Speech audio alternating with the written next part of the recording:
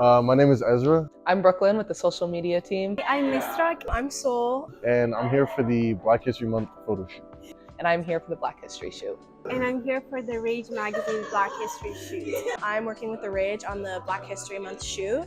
Kind of creative directing, kind of idea maker, yeah, also model, that's why I'm here.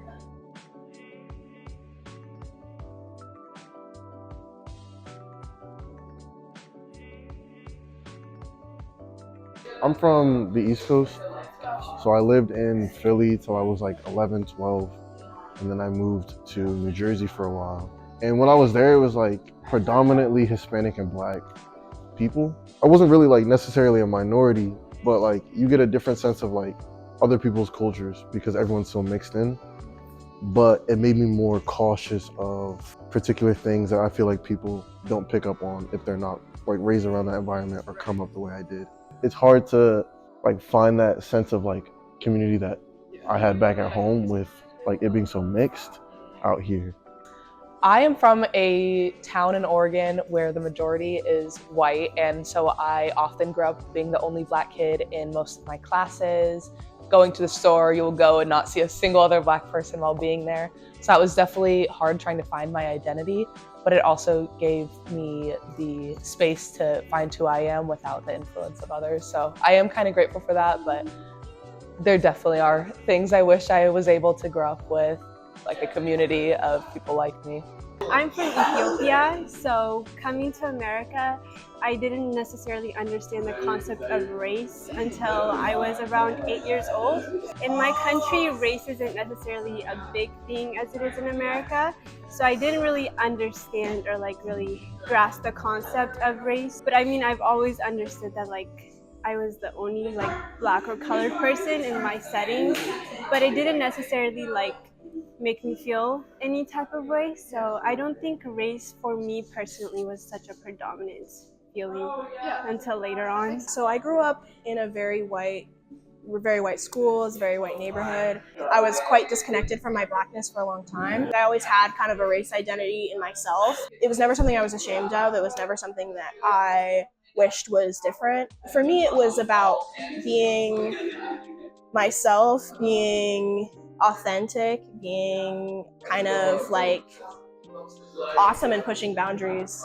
As Black people, we don't necessarily have like a culture, and what we do have is very like stigmatized. Like Black women are sexualized, Black men are seen as like aggressive, like as athletes. Like that's seen as our culture now, and that doesn't really sit right with me, especially because I understand how like beautiful and diverse our people are. So I think like in order for that to change, we have to like be more loud about like how we want to be seen. Black expression is such a unique thing in the United States.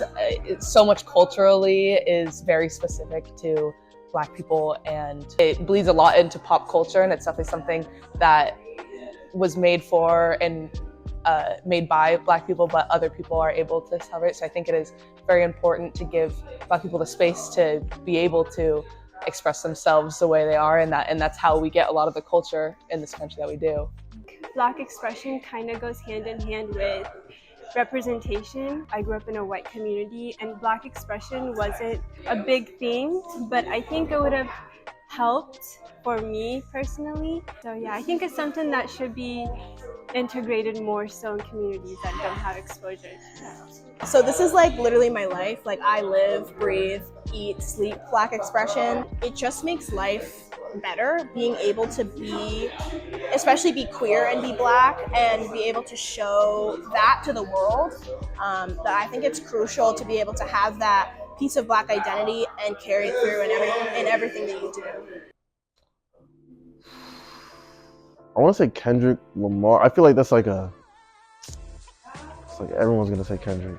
I think it's because of the time that I listened to him, things that he was rapping about at that time I was thinking about. But if I were to go past that, I'd probably say like Jay-Z. Being dead broke in New York City to becoming a billionaire is so crazy. To be a Black billionaire has to be so unbelievably hard. I have to give him his props. My favorite artists are definitely Beyonce. I love Megan Thee Stallion as a person. J. Cole, of course. SZA. Love says, I would say that growing up, I always admired Naomi Campbell, especially because the way that she carries herself, I felt like was the epitome of class. And also Sade, she's one of my favorite artists.